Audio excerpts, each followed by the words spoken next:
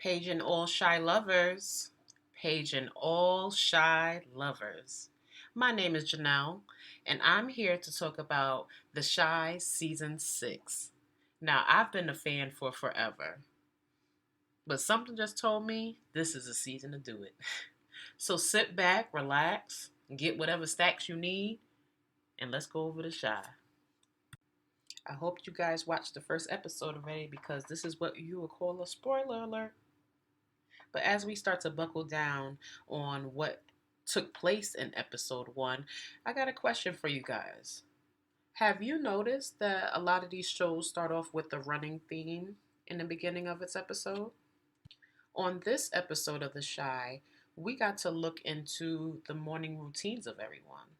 So we got to see Keisha and Emmett and how they started their day, Fatima and Victor, Shad and Deja, and we saw Marcus. Did y'all see Marcus? Because I know I sure did. First of all, I didn't even think he was going to play this type of role within the show because we haven't really seen him outside of just being Gemma's dad. But he was clapping them cheeks in that morning. We going to get back to that though.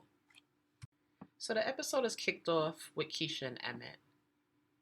I'm thoroughly shocked at this point because this is not the energy I was expecting the season to start off with, especially with Emmett and Keisha. They just got together. Aren't they supposed to be in the honeymoon phase? If we do a little recap, we can recall that at the end of season 5, Emmett did tell Keisha that he was working with Duda.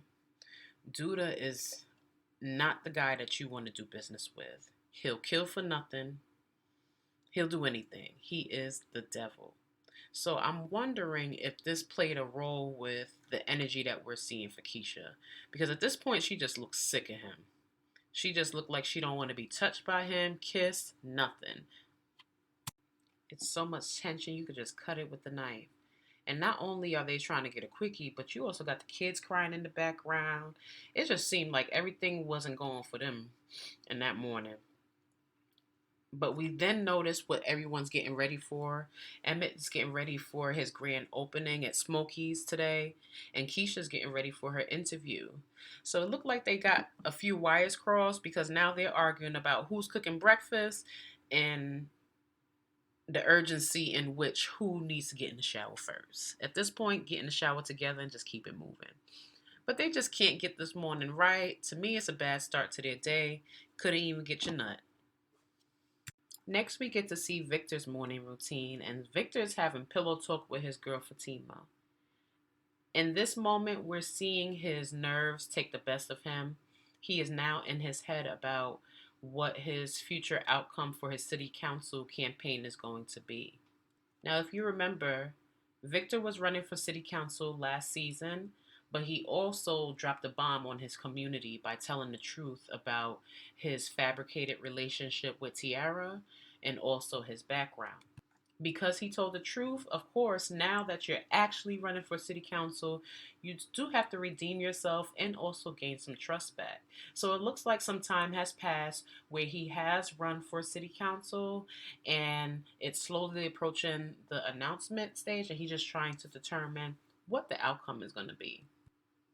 Fatima is encouraging him because he does have doubts of what his future is going to look like since he put so much on the line for this campaign. But I like that she's just reminding him that, you're still going to be you regardless of if you win or not. Life is still going to go on and you're just going to have to adapt and keep it moving after that. We get to see my favorite couple, Darnell and Jada. Oh my gosh, I love them. When I tell you their storyline has given me so much love and hope, I mean, I love them for my own, maybe personal bias reasons, but I love that they rekindled, especially seeing them in their journey since season 1. This is the last couple that I expected to get married. We get to see them in their morning routine, and Darnell is rubbing his feet, and he's also just talking to Jada about what his future hopes for their marriage is. He doesn't want them to let up. He doesn't want it to get bored. In sense, it just seems like he just wants them to stay spontaneous so they could keep it moving, grow on their love, and make sure they really fight for this. Seeing their history and knowing Darnell's history, I like seeing this because it just shows their growth. And it looks like they're going to do anything necessary to keep this flame burning. Leave it to the Shy to just have your mouth to the floor. Because the next scene, OMG. When I tell you my mouth was on the floor because I was not expecting that. We got Marcus smashing Tiara. Now, Tiara is the girl that was playing Victor's fake girlfriend. So, even seeing this connection happen, I was not expecting that. So, thank you, Sha. This is stuff I didn't know I need. So, I just want to see where this storyline is going because we haven't seen much of Marcus in this capacity. But boy, was that a start to his morning. Poor Gemma. I felt so bad for her because not only did she have to witness hearing her father clap cheeks, she also had to witness her calling him daddy. Nah, I don't want to hear that. I don't want to think it. I don't even want to know about my father's sex life. So for her to have to start her morning in that manner, I'm so sorry, girl. Now we're looking at Shad and Deja's morning routine. Shad is not working right now, so we know that he doesn't necessarily have a routine that he goes to, but we're following Deja along. She's getting ready for work, getting her makeup done, putting on her perfume, just starting off her day. So she's done getting ready for work, and it looks like she's about to head out, but Shad is in the living room trying to spark up a blunt. I think it's way too early for this. Now, if I was Shad and my girl was going to work and she paying for everything. Now maybe it's just me, but if I'm unemployed and my partner is going to work, getting the hustle on to bring home the bacon, the first thing that I'm not going to do in the morning is lighting the blunt. The first thing that you need to be doing is at least going on Indeed, LinkedIn, shoot, the newspaper, something. I'm not lighting a blunt first thing in the day, especially if I don't have a job. I don't know if that's what I'm picking up on, but I feel like I'm getting that energy from Deja. It seems like she's like, okay, he's here on my couch again, about to light a blunt, and he has no job. Because she does say a comment about my house. So it seems like this is something she said before, and it seems like she's getting aggravated with his mess because from what we know, he has no job. And if what you're doing at 8 o'clock in the morning is lighting a spliff, chances are you ain't doing nothing for the rest of the day because who has the energy to fill out applications after they get high? Y'all, Kevin got his first apartment. I'm so excited. First of all, let that be my first apartment. One, how much is he paying? Two, who co-signed? And three, that's a lot of apartment for a 17-year-old. I believe he's 17. There was, from what it looked like, high ceilings. We had the brick walls, and he also had the skyline lighting. How did he come up like this? Kevin is just living in his glory. So he goes to pick up his keys as he's walking through his apartment. From what it appears to be the landlord is talking to him about the important stuff, the cable, the internet, the gas, and how he needs to call and set these things up. And Kevin is not listening to not one thing. He's just like, yeah, yeah, yada, yada. He's like, I got my place now, and I'm the man. Kevin moved into his new space with just 2 bags and a dream. I'm convinced that the Shy likes to play with our emotions because we just ended such a high note of seeing Kevin get his first apartment, him with a fresh start and new beginnings of being on his own. Y'all just had to ruin the vibe with Emmett walking to his grand opening or heading there, from what it appears, to having to run into Duda. Now, Duda's out here in the snow. It looked like it's probably a Monday morning. I don't know, but it looked like it's too early for this type of mess. But Duda pops up on Emmett, and tells him that pretty much you coming with me. Emmett's concerned about his grand opening and stating that's where he's heading to. And Duda's like, please, you run the show. They ain't starting without you, so let's go. Get in the car. Honestly, I was so scared for Emmett because you just never know what Duda is up to. He's always up to something, and I didn't know what was going to happen. But I quickly noticed it was innocent. They went to the suit shop. I mean, nothing is innocent with Duda, but I didn't know where they were going. So I was happy to see that it was something as innocent as going to the suit shop.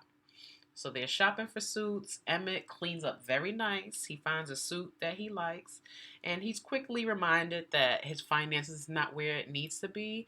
But Duda says, I got this. I'm investing in you, not just your business, but also in you.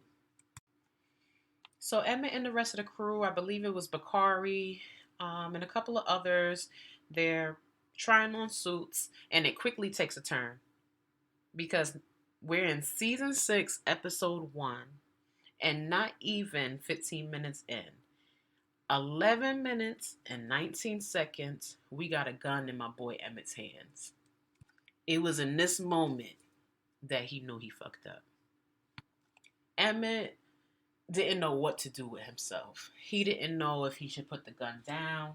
He didn't think to say no. You could tell he is just going with the flow of things and being put in circumstances that he could have never imagined himself to be in. This scene, I believe, was just a foreshadow of the tempo that season 6 is going to be on. We have Emmett.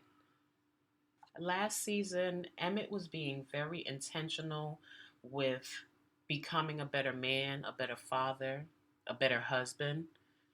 To see that this is slowly going to get dismantled throughout the season, it hurts my heart. It really does. Because Emmett is not thinking.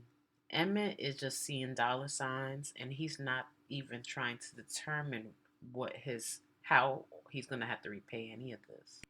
I'm still trying to make some sense of this couple here. I wouldn't even call them a couple. These fuck buddies, I don't know, whatever you want to call them. Marcus goes to visit Tiara at work, and he lets her know that his daughter overheard her this morning. And her attitude was just like, so, she's grown. I do not care how grown somebody's child is. That's the last thing someone should have to hear their parent do. She wasn't apologetic. She just was like, she's grown. And using Gemma's pregnancy that she had last season as a reason to defend her being loud that morning. She is not giving me stepmom material. She's not giving me this is going to last. She's giving me you gonna do what I say or else. Marcus is just giving me pussy whipped. That's what he's giving me. Because we haven't seen any of his previous relationships, or if he has any. We haven't seen him in that light. So it just looks like he's gonna be doing whatever he needs to do to make sure he can keep this thing going. So if Tiara's gonna say whatever it is that she needs to say to Gemma, he just gonna sit there. That's the vibes I'm getting. But she does make a point of him introducing her to Gemma. So it looks like that's something that they're going to plan for later on, to see if they could smooth out this mishap from the morning. We now see Keisha arriving late to her interview, and the teacher, Miss Berry, was not happy with it. She definitely gave her a minor lecture when arriving, stating that she has to talk to the parents about their tardiness. Don't let me start talking to you, too. That would have really bugged me. I do not like being late to things. So the fact that I'm coming to an interview and I'm late, I would have been pissed. But they continue on with the observation. And in the meantime, Keisha's observing the class and she sees Miss Berry interacting with the students in circle time, it looks like, for them to read books. Miss Berry at this point chooses one particular boy in the class to read in front of the class. He then states that he doesn't want to read in front of the class for whatever reason, but they have a little exchange going back and forth. You could tell that Keisha was very bothered by what she saw from the teacher and the students respond, to the point that she even got the teacher's attention immediately, saying, "Can I talk to you?" Miss Berry does give her a moment to speak, and Keisha just brings up her concerns about how when she was growing up, the boys in her class weren't necessarily reading because they didn't know how to read. They were reading because they didn't like reading in public or they were embarrassed. So Keisha brought up to her concerns about that interaction between the teacher and the student to Miss Berry. She stated that she, in the past, had experience with boys not reading, not because they can't read, but not reading because they may be shy or anxious. It could be a lot of reasons as to why a kid doesn't want to read in front of the class. And I believe Keisha challenging Miss Berry was not what Miss Berry wanted to hear, because Miss Berry said, "Well, if you don't like how we're doing things here, maybe this is not the job for you." I ain't like Miss Berry's attitude. What you will see a lot of times, these new teachers will come into the system and start challenging the existing teachers. And the existing teachers, because they're tenured, they think they have the upper hand and feel like they know that everything is right. But at some point, you got to be open to hearing this feedback. So kudos to Keisha. I'm very proud of her for standing her ground and also stating how she felt, because it's very important that, one, when finding a job, you find a job that is aligned with your values, but also to not dim your light just because you're concerned of how somebody else is going to take your words. We see Rob going to get his re-up from Duda. It looks like they're in some sort of cigar bar or something like that. But Duda, you could tell he's just trying to fill Rob out. And you could tell that Rob is trying to fill Duda out. For those that may not be watching the Shy or curious as to why, last season we saw Duda kill Rob's uncle. Rob didn't have a very close relationship with his uncle, but it does raise some eyebrows as to why his uncle is not here and also why Duda has now acquired his business. So Rob is trying to get what he came in here for, and Duda's just trying to have small talk. He's trying to just determine where Rob's head is. And you could sense that by the type of question that Duda is asking. Duda is aware of the tension between Emmett and Rob because Rob is dating Emmett's baby mother, Tiffany. So when Duda asks a question about her and him, you could tell that really struck a nerve. And he was like, "Listen, I'm not here for that. I'm just here to re up and I just want to go about my business." Duda, on the other hand, is looking to make a new deal with Rob. And Rob is like, "Listen, I'm not pressed. When you come from money, I don't really need all of this. But I'm just here to just keep it going and do what I gotta do. Nothing has to change." But Duda does offer him 50%, 15% of whatever he makes. And that seems like a much better deal than what Rob's uncle was giving him. But Rob is just pretty much like, "Listen, as long as my money's straight, you ain't gotta worry about me. I ain't gotta worry about you." But I truly feel like Rob just got his eye on him. He really do. Emmett got him a new ride. See, Emmett, he don't know what to do with himself. He got this newfound money and he's lit, okay? So Emmett got him a Benz, and it looks like he picked up his baby mama Tiffany to give her a ride. And of course, guess what she want to do? She want to ask him for a car. And I respect his answer. I was surprised. He was like, "Don't you got a man for that?" Because that's what I was thinking. Why are you asking Emmett for a car when you got a whole man? And he doesn't want for money. Y'all, neither of y'all want for money. But now that you see your ex come up, now you feel like he owes you something. I think this is definitely a conversation starter, because it's the audacity for me. Just because we had a struggle within our relationship and I happen to be the mother of your kids, you don't owe me nothing. And the fact that she used her child as a reason as to why he needs to buy her a car, she's starting trouble.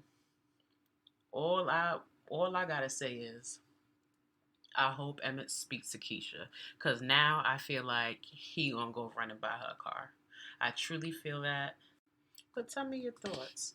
Do you think that if you're no longer with your baby mother or baby father, let's put it like that, if you're no longer with that significant other and they came up on some money, but because you have their child, do you feel like you're entitled to reap those benefits?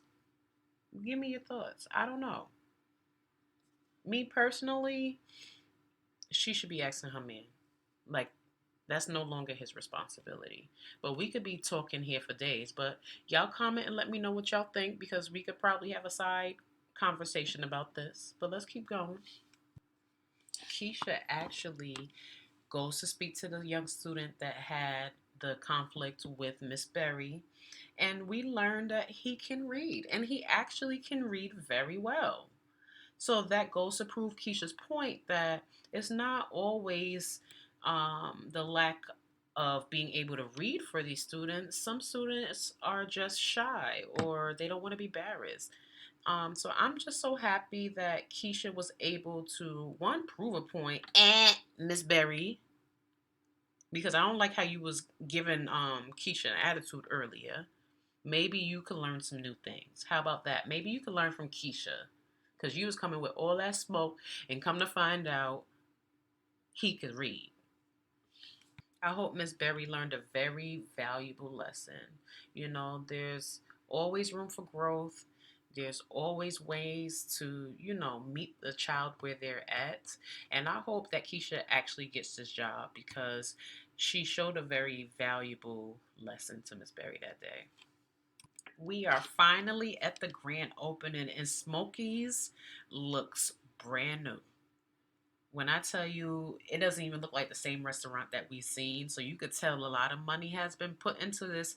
And throughout this season so far, in my head, I'm carrying the ones and the zeros and the twos. I'm carrying all the numbers because Emmett's tab is quickly adding up. Because not only do you have Smokies in Chicago, but you also got Smokies in, I believe, New York, and you still haven't seen it. Is it really there? Because what is Duda doing? Is he running money through Smokies? I'm sorry if I hit the mic, but is he running money through Smokies? Like, is he washing money? That's what I'm trying to figure out how this plays a role. I think that's what he's using. So, is Smokies in New York even an actual location? I don't know. But Duda comes into the grand opening, congratulates Emmett, and he also tells Emmett to look at his bank account. You could tell there was a lot of zeros in there that Emmett didn't see before. I don't know how much it is. I still want to know. I wish they would have showed us because I want to know what got Emmett switching up so fast. All them zeros just got him moving different. He speaks to Duda real quick, chop it up with him, explaining to him he got himself a new car. Now his baby mama want one. And Emmett is just, I'm sorry, Duda's giving him advice about what he should do about it. So he advises Emmett, this is your responsibility to take care of her. So go ahead and buy her a car. And I just was shaking my head because I'm just like, again, I hope he talks to Keisha. And guess who just walked in? Keisha. Keisha walks in and she is mean mugging Duda. She does not hide it. She's not even trying to hide it. She's like, I don't like you and you're going to know it. But Emmett reminds her, that, okay, calm down. I know you don't like him, but can you at least try? So she's like, I'm trying, but I really don't like him, Emmett. I really don't. And we be knowing when our gut tells us something is not right, it's not right. We don't need to exactly know what's about to happen, but let that inkling come around, exit stage left. You got to exit stage left. But Emmett's not picking up what she's putting down. So she even questions the New York location. She's like, how are we supposed to know what that's supposed to look like and where it's even at? And he's like, oh, well, Duda's going to fly us out to go see it. And this and the third. He's just going based off of everything Duda's saying. You're starting to think that, is Emmett even thinking all these things through right now? To me, Emmett's mind is not being used. I feel like Emmett is not thinking. He's at this point just taking so much advice for Duda and not even thinking about how this is going to play out down the line. His thoughts are not his own. Everything that we're seeing is of those breadcrumbs that Duda is putting in Emmett's head each day. My boy Papa. Papa has to be one of my favorite characters when it comes to the kids. Papa always had a swag. He always cracks me up, and it seems like he has a new love interest because Papa is just eyeing this girl down. She's a new employee at Smokies, and Bakari, just like a hater he is just hating on him. And this is what I'm talking about. You got to pay attention to who your friends are, because Papa helped Bakari get his girl now. He helped him write a note, but when it came to Papa liking this chick, oh, he just wanted to instantly say, "Oh, she's out your league. She ain't feeling you. You better leave that alone." Watch out who you call your friends. So Papa ends up actually speaking to the young lady, and she turns out to be 19. So there's little age gap. I believe Papa's 17, but he's gonna be 18 in the summertime because he made that very clear to tell her. So they did a little flirt and a little back and forth. So it looks like something is gonna be brewing in this little love scene. I'm here for it. If you remember, Papa was dating my Shea, but they went their separate ways because Papa has or had a lot of insecurities. I wouldn't say they're all gone, but a lot of things that Papa was doing with my Shea caused them to break up. So it's good to see that there's a new love interest there, and I hope that he took a lot of pointers and lessons that he learned with my Shea can apply this the right way with this new girl. Once I get her name, I'll let y'all know. Kevin is in the thick of adulting at this point. His apartment consists of two duffel bags, crates, and space. He didn't think any of this furniture and appliances, he didn't think none of that through. But all he's worried about is having a party. So we see him talking to his friend Lene, and she's like, "How you gonna have a party with nothing here?" So they're getting ready for this party, and he just reminded her that all we need is vibes, and no one cares about all that good stuff. All that other stuff, I should say. So we're at the grand opening, and Darnell and Shad run into each other. And Shad is really just applauding and congratulating Darnell on his son's new business expansion with Smokies. And Darnell took this time to really give Jada her flowers, and I appreciated seeing that. Darnell hasn't been the most active parent in Emmett's life, but you can see that he truly appreciated the hard times that Jada has put in to ensure that his son was molded, and had the foundation to be successful in his absence. So I love that the Shy highlighted that, because Shad is also using this opportunity to ask Darnell if he knows of any jobs that's hiring. He's going over his struggles in the home with his girl Deja, and how she's making him smoke weed outside, how he can't do what he wants to do. And right now, he can't even say much. He's losing all these arguments because he's unemployed. So he doesn't have much to back up um, when he is arguing with her. So he's just showing that he needs a job and he's trying to get some help. But in the meantime, he needs to make sure he's on his P's and Q's. Darnell told him, "You need to make sure you're giving it to her right before you get replaced by a vibrator." Darnell is always dropping these gems. He's always dropping these funny gems. Victor comes to the grand opening and he greets everyone. Everyone hasn't seen him in so long because he has been running for city council, and he uses this opportunity to speak with the town and let them know how much of a role Smokey plays for their community. So he says a lot of sweet words. After Victor gives his speech, he then gets knocked into by Papa with two drinks, which caused a whole mess. And Victor had to quickly run off to go change, but in the process, he didn't realize that he was being recorded. He's being recorded because a viral moment was needed for him to essentially try to win this election. So I wonder how he's going to respond after that because he's not the most public person. And the last time he went viral, it did not go well because he was beating somebody's ass. So, of course, it's not going to go well. So, in this one, we're hoping that he gets some positive light from this viral stint. But now, we won't have a Shy episode without seeing the ladies of the Shy.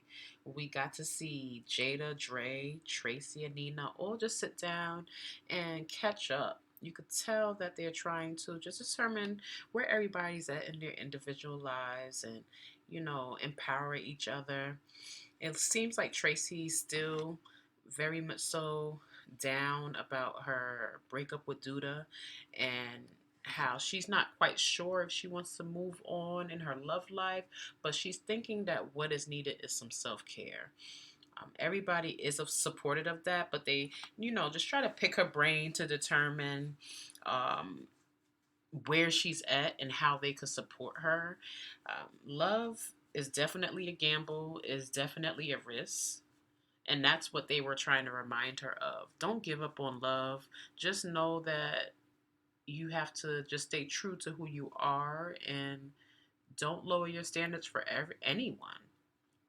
You could tell that she loves Duda. She really does love Duda, but she doesn't like who she has become with him. And I think she's trying to really just um, move on, but doesn't know how. Because that man got her weak. Kevin's party has begun, and we just have the whole gang there. We got Papa, Jake, Gemma, Bakari, Mashaya, everyone. Everyone's there. It turned out great. The cabinets actually look like there's food in there. It looks like Lena probably helped him out through the process because what we saw earlier was not what we're seeing at this party now. But I like to see that everyone is just growing up. This is the same cast. This is not the same cast from season one. It really isn't. Everyone's growing up. They're all shooting the shits. And Papa is in the corner just obsessing over the new employee at Smokies. And here comes Jabari or Bakari he's just being a hater at this point, telling him that he's being thirsty and how he's going too hard and doing too much. But Bakari, you fail to remember that he helped you get your girl. Without Papa's help, you wouldn't be with your girl today. So I think you should not be giving advice to Papa and just supporting him. Just support his choices and encourage him. So they all try to give him some encouragement. Shaya seems like she was just a little bit in her feelings because Papa's giving interest now to another person other than her. Jake and Gemma, they're just. Gemma said she's happy that she's off the market. That leaves a little segue for Kevin to be petty by saying, well, you wasn't necessarily on the market when you got with Jake in the first place, which right there, I was like, I'm here for this. Why y'all gotta be so petty? But it just had to be said. Gemma cheated on Kevin with Jake, and Jake is Kevin's best friend. So yeah, I was here for the pettiness. I think it needed to be had, but you could see how they've grown from the issues that they had in the past, and they turn out to have a good time. They party for the rest of the night, y'all. Emmett bought Tiffany a car. He really bought her a car, and he went to go drop it off, and Tiffany and her man came out and he asked a lot of questions about, is this new, is this used, is this new, what is it, let me know details.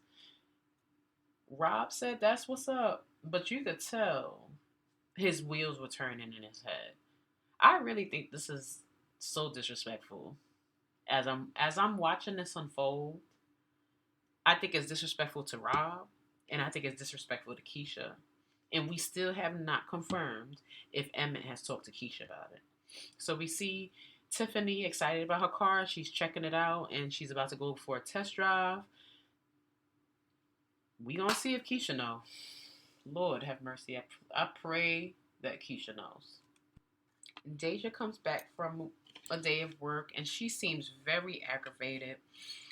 She's had an issue at work where people are giving this white coworker, credit for her actual work. So you could tell that she's very aggravated. That's the third time it happened this week, and she's sick and tired of not getting the credit that she deserves. Did y'all peep what Shad was looking at before Deja came into the house?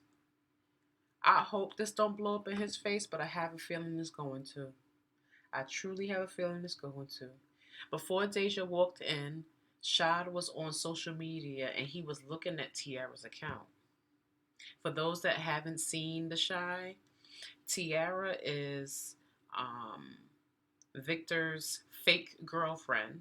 Last season, they went on a double date to a restaurant on Valentine's Day. And that same night that they went out, Shad had an argument with his girlfriend, Deja. And of course, since Victor and Tiara aren't really a real couple, Tiara had no plans that night. They ended up, hooking up where Shad pretty much cheated on Deja. But Deja doesn't know. She still doesn't know. And I'm thinking it's going to blow up in somebody's face because had she caught him looking at the social media, that would have been a problem. So he hides the fact that he's looking at the girl's social media, but in conversation, Deja does observe that Shad has been looking a little down lately, and she's just trying to get to the bottom of it by inquiring what's going on. So Shad is just reflecting. He's thinking back on his life and how all the men surrounding him are all successful and getting the things that they want in his life, and he's just trying to determine where that leaves him. He knows that he can't necessarily compare his success with them because while they were figuring out life and excelling, he was in jail. So he's very much so in his head about that.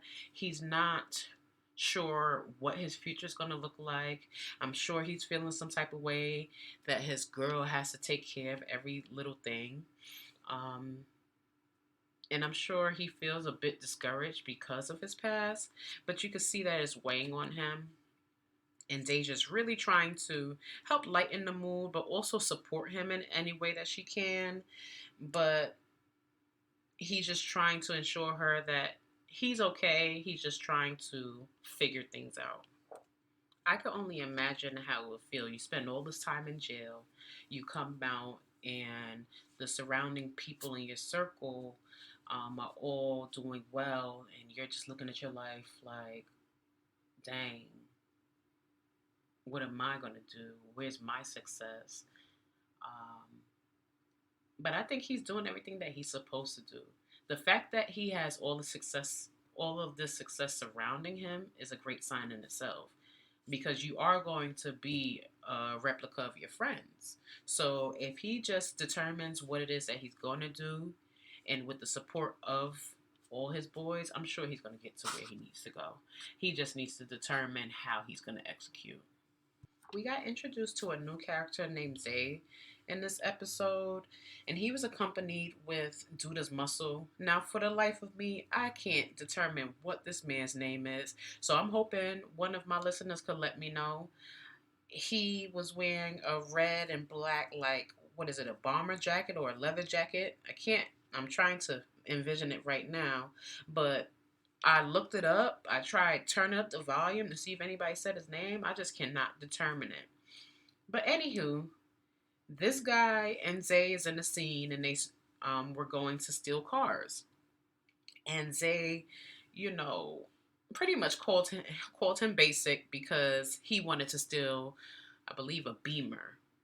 But Zay had his eye on a vintage car. So when they stole the vintage car and brought it back to the chop shop, I'm assuming Judah was just very impressed with why he chose a vintage car, but also his mindset on what to do with the vintage car and how to, assess the risk. I think that's what really intrigued Judah about Zay. He was able to know that, with this type of car, it's an antique. I'm sure this owner is looking for this car already, so it wouldn't make sense to just change the plates because it would have more eyes on this car. It would just stand out. So since Duda is very intrigued by that, he goes and invites Zay to try cigars with him.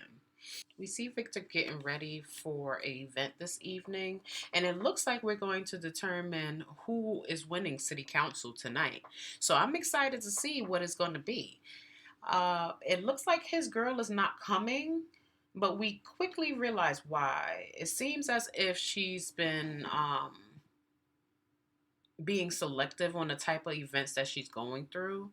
Because of her being transgender, she's getting a lot of hate mail, a lot of DMs, getting a lot of energy that I'm sure an average person wouldn't even want to go through just for being them. So I could understand why she wants to stay behind, but it's also very much so disheartening that you can't even support the people that you love, all because of someone's issues with you being who you are.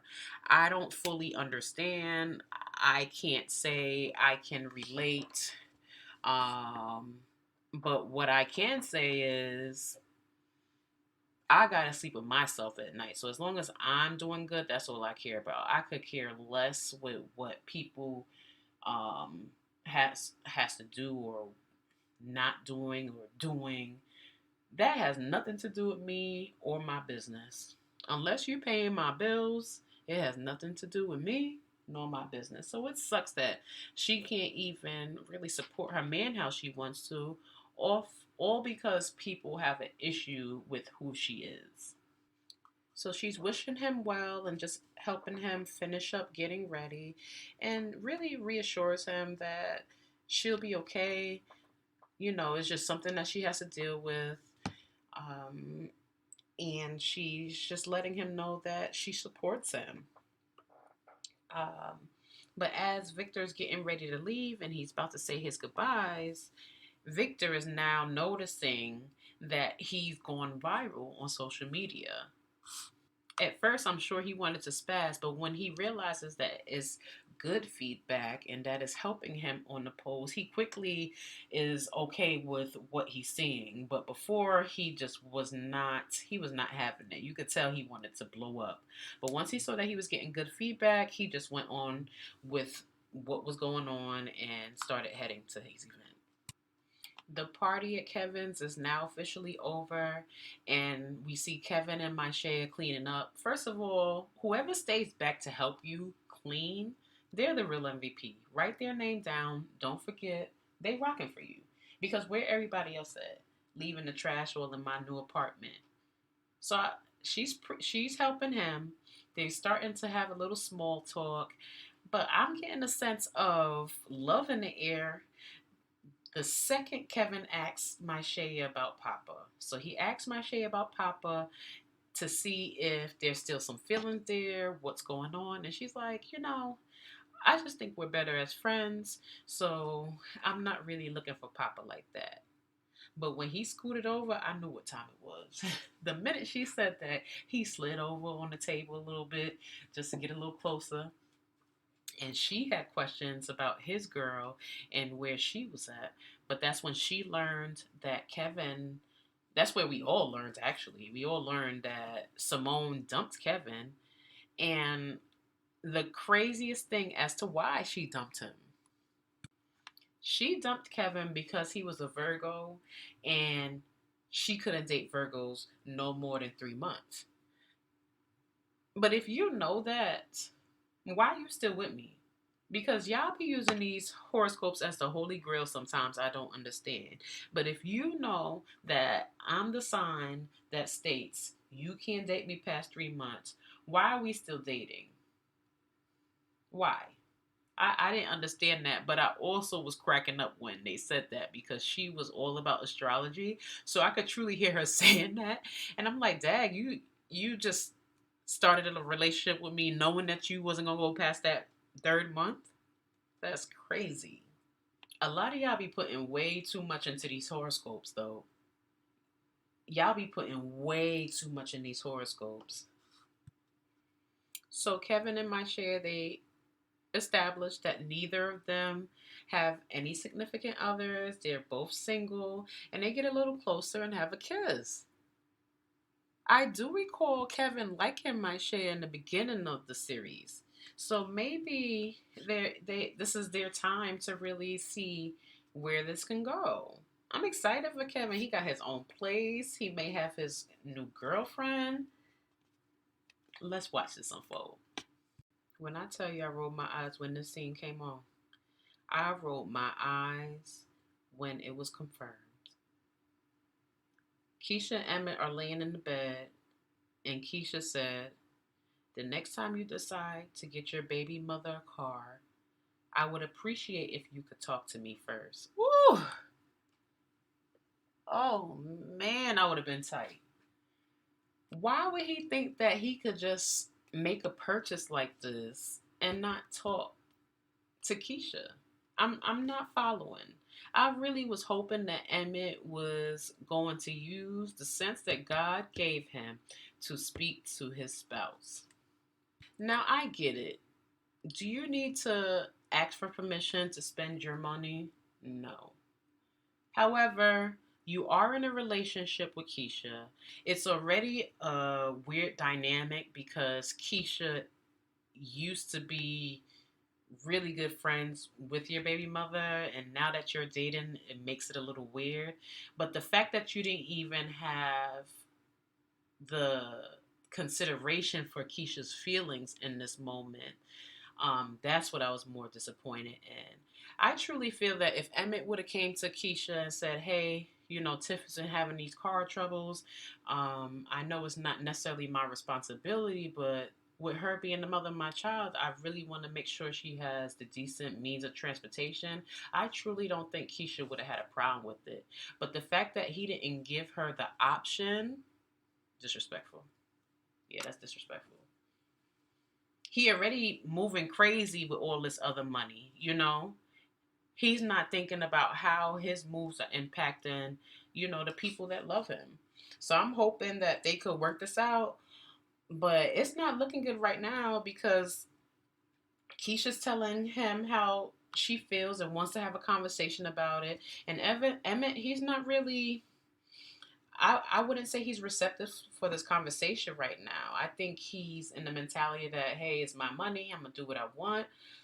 I don't think he's looking at this as a respect thing and how, in order to ensure that your girlfriend can trust and feel comfortable with you, it required that conversation. I don't think he's just ready for that.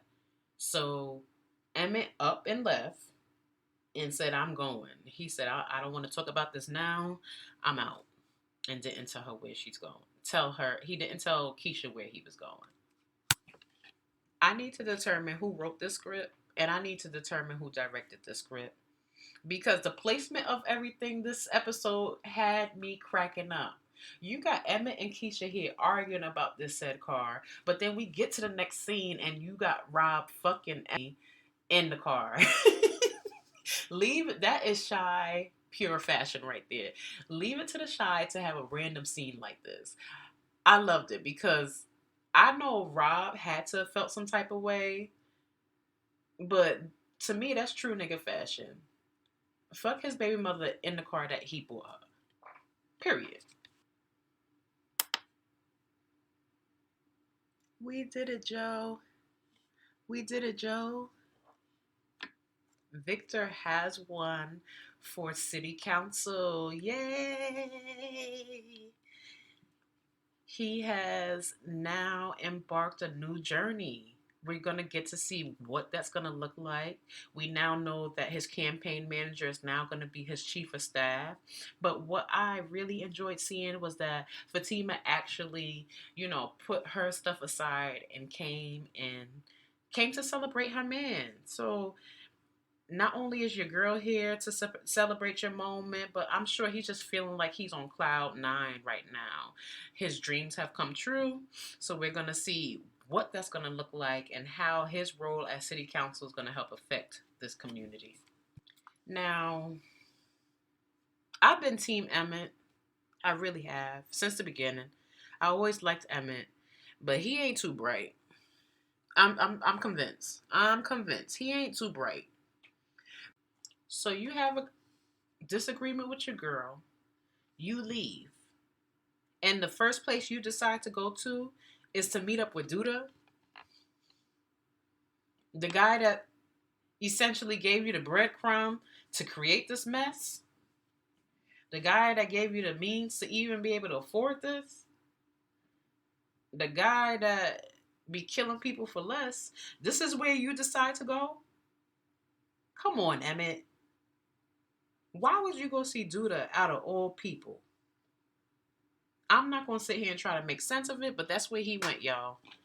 He went to go see Duda at the cigar lounge. So they're chilling. Duda's going over, how to even smoke a cigar because Emmett never had that experience. As Duda's teaching them, because there's a couple people at the table, but as Duda's teaching them, there's somebody that's chewing their gum obnoxiously loud. Like, it was obnoxious.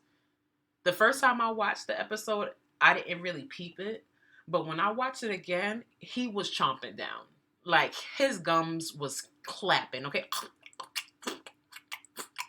That's what he sound like. So Duda asked him nicely because, first of all, Duda don't gotta ask nobody nothing. I don't know who Homeboy's friends was that didn't warn him about Duda, but when he asked you to stop chewing that gum, you stop chewing that gum. So he asked the guy to keep it down while he's chewing. He's trying to talk. And the guy responded and said, "I'm not chewing that loud," and turned around. In that very moment, y'all, I said he's a dead man. I knew he was going to be dead. In that very moment, I said his life is going to come to an end very soon. I don't know when, I don't know how, I don't know where. But I know that look on Duda's face, and I knew that look meant death. So Duda continues to talk to Emmett, continues to give him advice about Emmett and Keisha's situation that they just had an argument about. Now he's informing him on, his real estate broker and how him or her can help him get more space if that's what Keisha's really crying about. But he gives him advice, and then it happens, y'all. Duda gets up, walks to the other table with the gum chewer, and shoots him dead right there on the spot. Shoots him dead. I knew it was going to happen. I just didn't know it was going to happen in that moment. This is who you go run to after you get in an argument with your girl. You ran to Duda just to witness this murder. Now you much further into it because now you witness a murder. Like, the list is just growing. It's getting more and more expensive to be working with Duda. More and more expensive. And I don't know what it is. It seems like every time either Duda kills somebody or he's doing something trifling, I guess it works up his sexual appetite because here he go knocking on Tracy's door. Now Tracy, she's let him know that she does not want him here. She let him know that she needs her self-care, she needs her time, that she needs her space. And he claims that he's just there for a wellness check. She should have never let him in the house. She should have never let him in the house because the minute he said, "I miss you," oh, she melted. Them panties was on the floor like a crackhead. Okay? Them panties dropped. And she fell up under his spell again. She fell up under that spell. Duda came and swept her up off her feet again. Mm, mm, mm, mm, mm.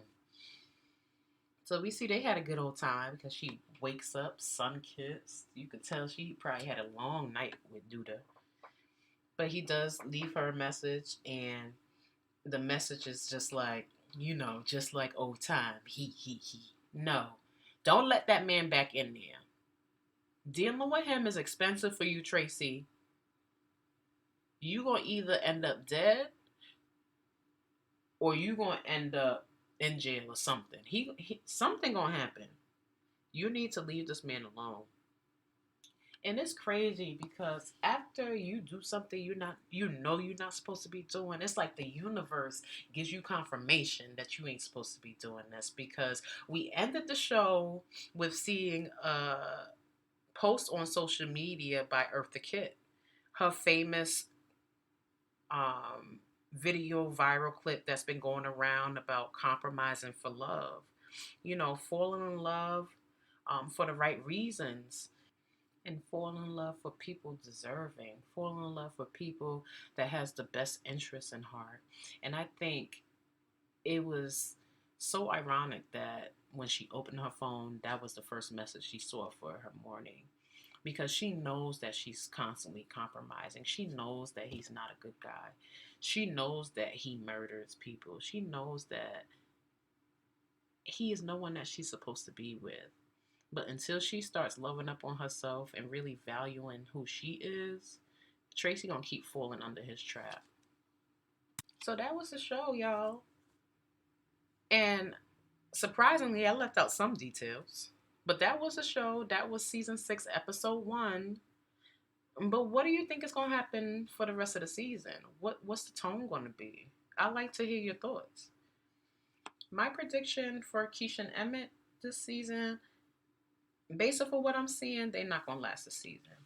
I think they're going to have issues with really communicating with each other. I don't like how they were communicating in this first episode. I think they're going to have a breakdown in their relationship because Emmett right now is not using his own mind. He's not thinking for himself, and his inability to think for himself in this moment because of money and his newfound business ventures, I think that's going to be the demise of their relationship. It's going to cause a lot of chain reactions that's going to cause them to break up. Gemma and the dad, I think that Gemma and her dad probably going to acquire some beef amongst each other because of Tiara. Because Tiara has that mentality that I'm going to be here regardless if you like it or not. You better accept me. So they're gonna have a rift in their relationship. I'm guessing. I truly believe Shad and Deja, I think, is gonna blow up that Shad cheated on Deja with Tiara.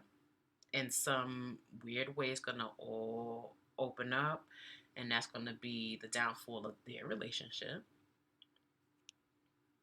I think Emmett and Rob. This is the big one. I think along the way, Duda is going to probably play Emmett and Rob against each other because he knows they have already a common feud, and that's Tiffany.